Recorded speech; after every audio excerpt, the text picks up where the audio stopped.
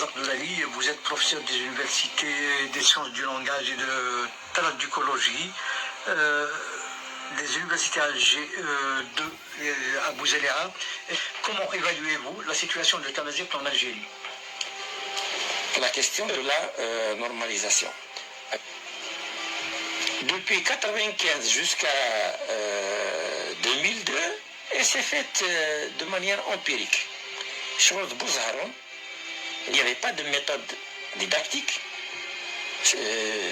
spécifique. Il n'y avait pas non plus, et c'est ça le plus grave, il n'y avait pas de texte authentique de la langue pour faire un enseignement de la langue correctement. Après, plus particulièrement 2003, où il y a eu les premiers manuels scolaires de Tamazight, les premiers manuels étaient lacunaires. On enseigne une langue dont on n'a pas choisi la bonne norme. Ce n'est pas une langue native. Ce n'est pas une langue maternelle. Mais donc, Tamazight, c'est un concept abstrait qui relève, on peut dire, d'une construction mythique. Une construction mythique. Parce que Medel, ils se sont trompés de combat. Les militants étaient pressurés, nous le dirons. L'idée fondatrice était une idée mythique, c'est l'unification. Et ça a posé des problèmes. D'abord, j'allais dire, les planificateurs linguistes, la normalisation, ce n'étaient pas des grands linguistes. Ce n'étaient pas non plus des gens qui étaient savants dans le domaine. Le côté militant prenait le pas sur le côté scientifique. Donc l'enseignement était mal fait. Et on a eu en Kabylie, il y a eu même des articles de presse, etc. sur ça. En Kabylie, il y avait des gens qui avaient refusé d'accepter l'enseignement de Tamazight. J'avoue, je ne suis pas prophète, mais j'avoue que je l'ai dit dans les années 80. Et j'ai été étonné en 90, mars 90. J'ai publié un article dans un colloque sur les dialectes à Oran, les dialectes algériens à Oran, où j'ai dit les grandes erreurs qu'il faut éviter, c'est d'essayer de créer une langue unique, parce que ça va être une langue froide, où les gens ne se... Donc, quand tu fais un enseignement en Haute-Kabylie, que les gens demandent des dérogations, il faut aller voir au niveau des académies locales combien de gens ont demandé des dérogations pour leurs enfants pour ne pas subir cet enseignement. Parce que c'est le cas de le dire, c'est subir l'enseignement. Donc, les méthodes étaient erronées et la norme était fausse. Cette façon critique de présenter les choses, ça n'est pas pour juste décrédibiliser les gens qui ont fait ce travail. Les gens qui ont fait ce travail ont fait un grand boulot, ils ont fait beaucoup de sacrifices. Malheureusement, ils étaient tellement gentils, ils avaient tellement de bonnes intentions qu'ils se sont complètement fourvoyés. Alors, pendant la même période, si on n'arrive pas à faire accepter cet enseignement chez les berbérophones, les amazigophones, comment le faire accepter chez les arabophones?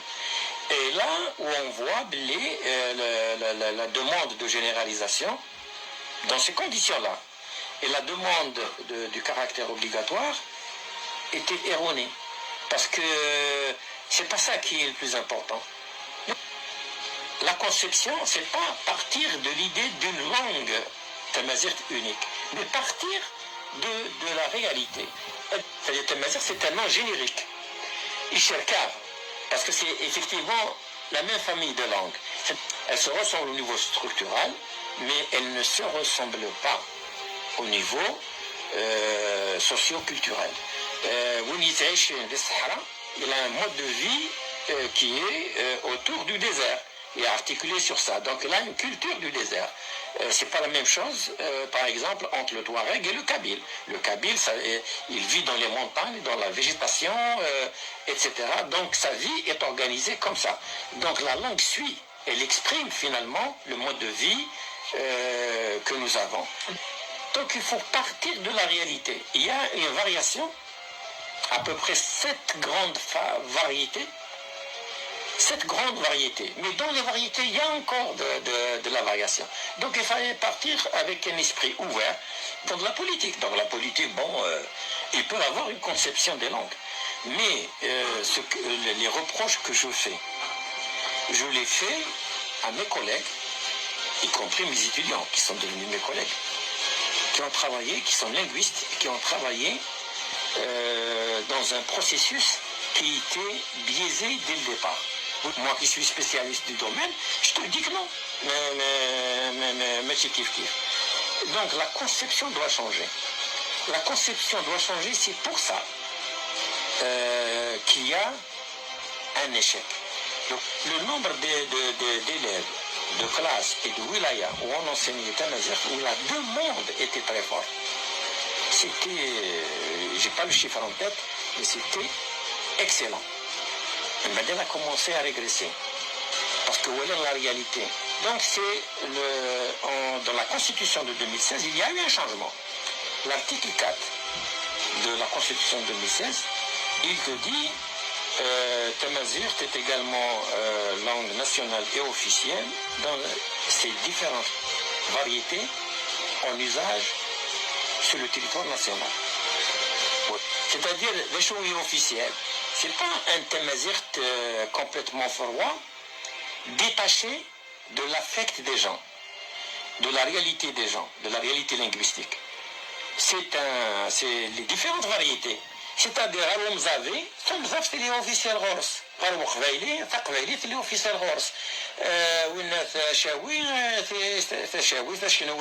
Tachenoui, etc. L'État, il reconnaît une langue de quelqu'un, d'un citoyen algérien, ou d'un groupe de citoyens, ou d'une communauté de citoyens. Il ne reconnaît pas une langue artificielle. La langue artificielle, elle ne peut pas fonctionner.